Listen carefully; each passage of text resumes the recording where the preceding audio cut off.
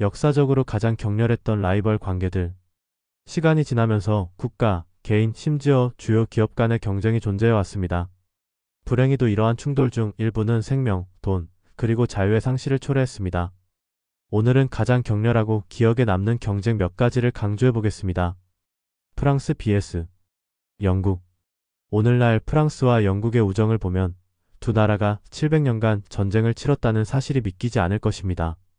앙글로-프랑스 전쟁으로 알려진 이 전투는 12세기에 시작되었으며 주요 원인은 노르망디 소유권 문제였습니다.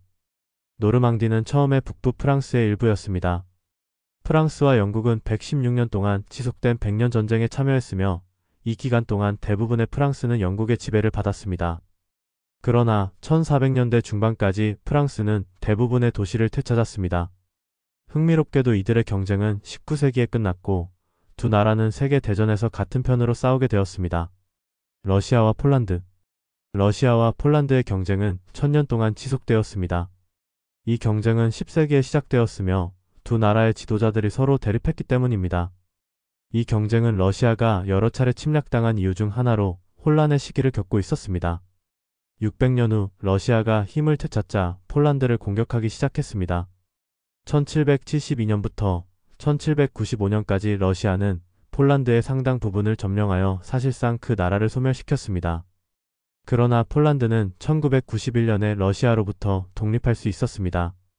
현재 두 나라의 관계는 여전히 긴장 상태입니다. 해필드와 맥코이. 해필드와 맥코이 가족은 미국 역사에서 가장 격렬한 경쟁 중 하나로 100년 동안 지속되었습니다. 이 경쟁의 시작에 대해 많은 추측이 있으며 대부분의 출처는 랜돌프 맥코이가 해필드에서 레이저백 돼지를 훔쳤다고 주장합니다. 다른 이들은 존스 해필드가 랜돌프의 딸을 임신시켰다고 말합니다. 어떤 경우든 이 갈등은 20명의 사망자와 여러 명의 비공식적인 사망자를 초래했습니다. 하지만 좋은 소식은 맥코이와 해필드가 경쟁을 끝내고 가족의 갈등 에피소드에 출연했다는 것입니다. 무하마드 알리와 조 프레이저. 복싱 팬들 사이에서 조 프레이저와 무하마드 알리 간의 경쟁보다 더 격렬한 것은 없었습니다. 역사상 최고의 복서 중 두 명인 조와 알리는 1971년 첫 경기 전에 친구였습니다. 그러나 프레이저가 이긴 첫 경기 이후 알리는 조 프레이저가 아프리카계 미국인 공동체가 지지하는 인권 캠페인에 반대한다고 말하며 경쟁을 시작했습니다.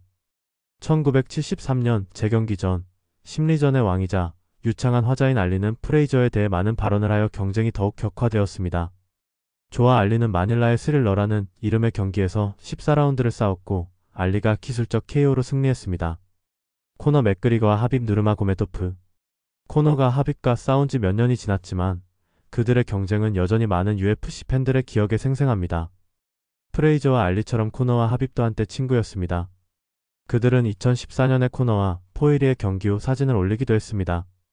그 당시 하빕은 22전 무패 상태였고 코너 맥그리거의 잠재적인 목표가 되었습니다. 코너 맥그리거가 소셜미디어에서 하빕에 대해 나쁜 말하기 시작하면서 상황은 급속도로 악화되었습니다.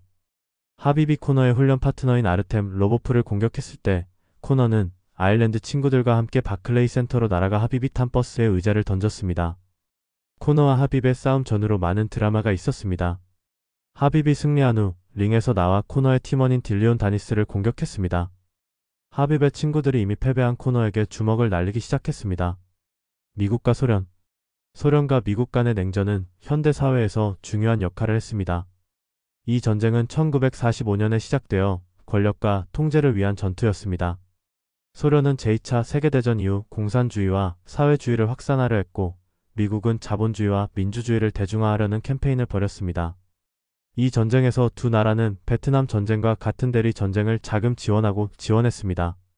직접적인 공격은 없었지만 냉전은 심각해져서 두 나라는 핵무기를 사용할 것이라고 위협하기도 했습니다. 몇 차례의 거의 충돌도 있었습니다. 냉전은 1991년 소련이 재정과 군사적 우위에서 미국을 이길 수 없음을 깨닫고 끝났습니다. 그러나 미국과 러시아를 같은 문장에서 언급할 때마다 모두 잠시 멈칫합니다. 두 나라는 여전히 의견이 일치하지 않습니다. 코카콜라 vs 펩시. 오랫동안 경쟁을 해온 두 브랜드라면 코카콜라와 펩시가 있을 것입니다. 이 두 회사는 발명된 이후로 서로를 공격해왔습니다. 이후 그들은 유명인 보증, 로고 변경, 레시피 변경, 서로를 조롱하는 광고 방영 등 경쟁적이고 공격적인 마케팅 기법에 나섰습니다.